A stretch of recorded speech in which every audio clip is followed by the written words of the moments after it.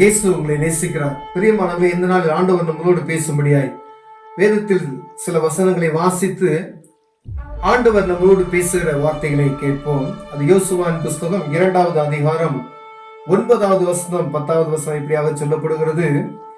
கர்த்தர் உங்களுக்கு தேசத்தை ஒப்பு கொடுத்தார் என்றும், உங்களை பற்றி எங்களுக்கு திகில் பிடித்திருக்கிறது என்றும், உங்களை குறித்து தேசத்து குடிகள் எல்லாரும் சோர்ந்து போனார்கள் என்றும் அறிவேன். நீங்கள் எகிப்திலிருந்து புறப்பட்ட போது கர்த்தர் உங்களுக்கு முன்பாக சிவந்த சமுத்திரத்தின் தண்ணீரை வற்றி போக பண்ணினதையும், நீங்கள் யோர்தானுக்கு அப்புறத்திலே சங்காரம் பண்ணின எமோரியரின் 2 ராஜாக்களை ஆகிய சீகோனுக்கும் ஓகோவுக்கும் செய்ததையும் கேள்விப்பட்டோம். கேள்விப்பட்ட போது எங்கள் இருதயம் கரைந்து போயிற்று, உங்களால் எல்லோருடைய தைரியம் மற்று போயிற்று. உங்கள் தேவனாகிய கர்த்தர் உயர வானத்திலும் கீழே பூமியிலும் தேவனானவர். பாருங்க, ஒரு புறஜாதி தேசத்தில் இருக்கக்கூடிய ஒரு ஸ்திரீ, அவள் ஒரு வேசி என்று வேதம் சொல்லுகிறது. பிரியமானவர்களே, யோசுவா எரிகோவை பிடிப்பதற்கு முன்பாய் 2 வேவுக்காரர்களை அனுப்புகிற அந்த கதை நாம் அறிந்திருக்கிறோம். அப்படி வேவுக்காரர்கள் பதுக்கி வைக்கப்பட்டிருந்த இடம் தான் அந்த ராகாபுடைய இடம்.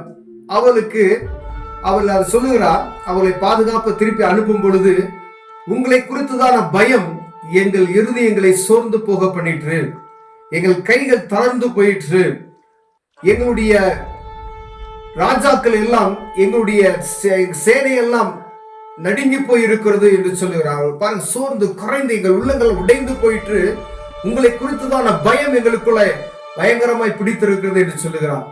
ஏன் கேட்டீங்கன்னா, பாருங்க, அவ புறஜாதியாகிய ஒரு ஸ்திரீ சொல்லுகிறத பாருங்க.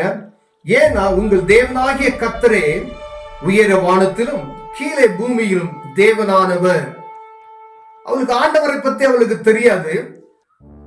இஸ்ரவேல் ஜனங்களுக்கு செய்த நன்மைகளையும் அற்புதங்களையும் கேள்விப்படுறாங்க.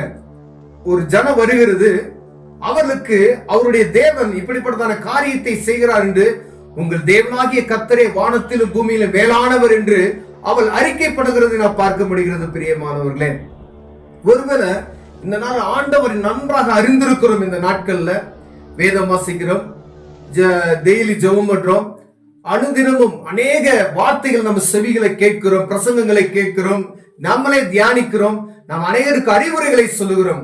ஆனா நம்முடைய தேவனை குறித்துதான அக்கறை, நம்முடைய தேவன் யார் என்பதை நாம் புரிந்து வைத்திருக்கோமா என்பதை பார்க்கும் பொழுது சற்று குறைவுள்ளவர்.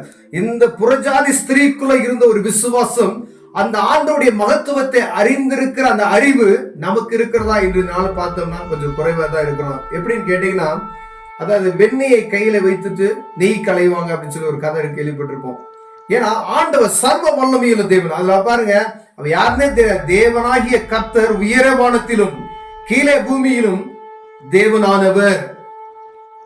அவர்தான் சிருஷ்டிகர். நமக்கு தெரியும், அண்ட சராசரங்களை சிருஷ்டித்தவர் என்பதை நாம் அறிந்திருக்கிறோம். இந்த பூமியில இருக்கிற அனைத்து சுவாசம் உள்ள யாவும் அவரால் படைக்கப்பட்டது. ஒவ்வொரு இயற்கை பொருட்களும் அவரால் படைக்கப்பட்டது நாம் அறிந்திருக்கிறோம்.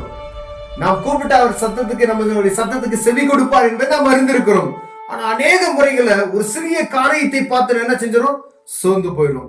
இங்க வேவுக்காரரை அனுப்பி எரிகோவை பிடிப்பதற்கான ஒரு திட்டத்தை வகுக்கும்படியாய் யோசுவா அனுப்புகிறார்.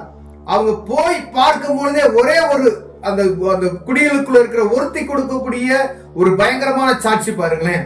ஆனா அப்படிப்பட்டதான சாட்சி நமக்குள்ள இருக்குதான் பாருங்களேன். நம்மளை குறித்து, நம்ம குடும்ப, நம்ம உற்ற உறவினர்களுக்குள்ளேயோ, நம்ம ஊருக்குள்ளேயோ, நம்ம சபைகளுக்குள்ளேயோ, நம்ம நாட்டுக்குள்ளேயோ, நம்ம தேசத்துக்குள்ளேயோ நான் சர்வ வல்லமையுள்ள தேவனை தடுத்து இருக்கிறோம். இவர்களை குறித்ததான ஒரு பயம் நம்ம தேசத்துல இருக்கிறவங்களுக்கு வரணும். இவர்கள் கிறிஸ்தவர்கள், இவர்கள் ஆராதிக்கிற தேவன் சர்வ வல்லமையுள்ள தேவன் என்பதை அவர்கள் உணர்ந்து கொள்ளும்படியாய் ஆண்டவர் நமக்கு செய்கிற அற்புதத்தை அவர்கள் பார்க்க வேண்டும். ஒருவேளை நமக்குள்ள எவ்வளவு விசுவாசம் இருக்குன்னு தெரியும். ஏன்னா சின்ன காரியம் இருக்கும், ஒரு தேவைகள் இருக்கும்.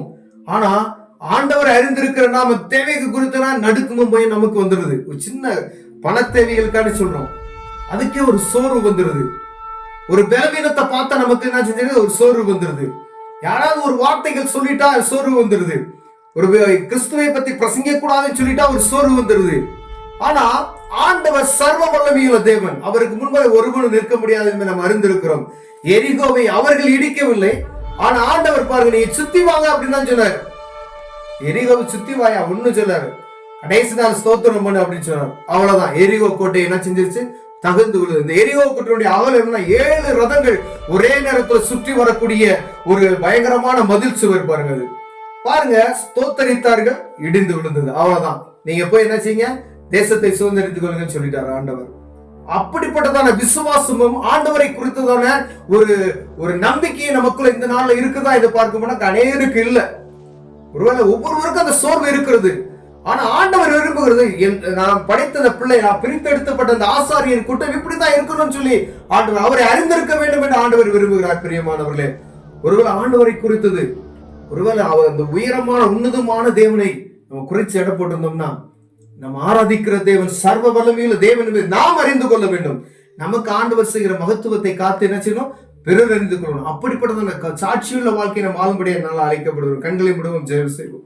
அன்பின் தகப்பனே, நாங்கள் ஆராதிக்கிற தேவன் எப்படிப்பட்டவர் என்பதை நாங்கள் முதலில் அறிந்து கொள்ளணும். ஆண்டவரே, எங்களுக்கு நீங்க செய்கிற காரியங்களை பிறர் அறிந்து அந்த நடுக்கு முத்துகள் அவர்களை பிடிக்கும்படியாக கர்த்தர் உதவி செய்கிறார். இயேசுவின் நாமத்தில் பிதாவே, ஆமென்.